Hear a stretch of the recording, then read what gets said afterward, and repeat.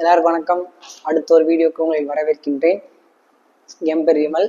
இன்னைக்கு நம்ம இந்த வீடியோவில் யாரை பற்றி பார்க்க போறோம்னா, ராஜராஜனோட தன்னோட அண்ணன் ஆதித்ய கரிகாலன் அவரை பற்றி தான் பார்க்க போகிறோம்.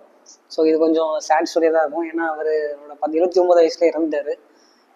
சரி, ஓகே, நம்ம வீடியோக்குள்ளே போகலாம்.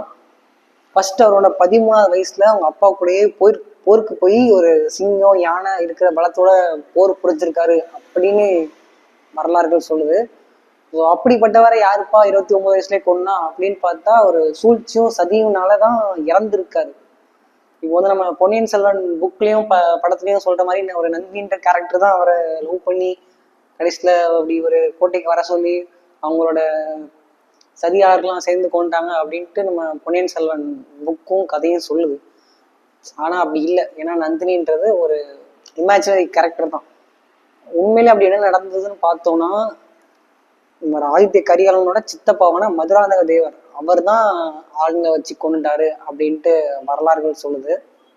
அப்படி எப்படின்னு பார்த்தா எதுக்காக அவர் கொண்டிருப்பாரு அப்படின்னு பார்த்தோம்னா, நம்ம கண்டராதித்யர் மதுராந்தகரோட அப்பாவுக்கு அப்புறம் அந்த சோழ அரசு மதுராந்தகம் தான் வரணும். ஆனா அந்த டைம்ல ஒரு சின்ன பையனா இருக்கிறதுனால நம்ம சுந்தரத்தோட அப்பாவுக்கு கொடுத்துருக்காங்க. ஸோ அவங்க அப்பா ஆட்சிக்கு அப்புறம் மதுராந்தகனுக்கு வர வேண்டிய அந்த ராஜ்யம் சுந்தர சோழருக்கு போயிருக்கு.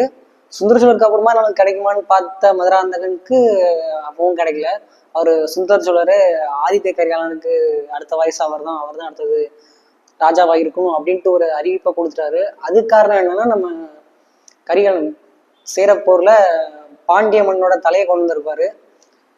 ஓட ஓட வெட்டி கொண்டு வந்துட்டாரு அப்படின்ற ஒரு கதை சொல்றாங்க.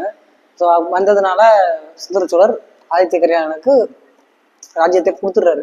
ஸோ அதுல பொறாமப்பட்ட நம்ம மதுராந்தக தேவன் ஆளை வச்சு நம்ம ஆதித்ய கரிகாலனை கொண்டுட்டாரு அப்படின்ற ஒரு செய்தி இருக்குது. ஆனா அந்த டைம்ல அது தெரியல. எப்போ தெரிய வந்துச்சுன்னா, நம்ம சுந்தர சோழருக்கு அப்புறம் சுந்தர சோழருக்கு அப்புறம் மதுராந்தகருக்கு நம்மளோட ராஜராஜ சோழன் பதவி கொடுத்துட்டாரு. கொடுத்ததுக்கு அப்புறம் ஒரு 15 வருஷம் நம்ம மதுராந்தகம் தான் ஆட்சி பண்ணாரு. அது கழிஞ்சதுக்கு அப்புறம் ராஜராஜ சோழன் வந்திருக்காரு ஆட்சிக்கு. ராஜராஜ சோழன் வந்ததுக்கு அப்புறம் தான் கண்டுபிடிச்சிருக்காங்க இப்படி மதுராந்தக தேவன் தான் பரமப்பட்டு கொண்டுட்டான் அப்படின்னு கண்டுபிடிச்சி அது கொலைக்கு யார் அனுப்புனாங்களோ அவங்களையும் ஒரு சிறப்படுத்தி அவங்களோட சொத்து எல்லாத்தையும் முடக்கிட்டாரு அப்படின்ற வரலாறும் இருக்குது. ஸோ இதுதான் நான் ஆதித்ய கரிகாலன் இறப்புக்கான சம்பவங்களை படித்து தெரிஞ்சுக்கிட்டது. நாளைக்கு உங்களை அடுத்த வீடியோவில் பார்க்குறேன். அது வரைக்கும் பாய்.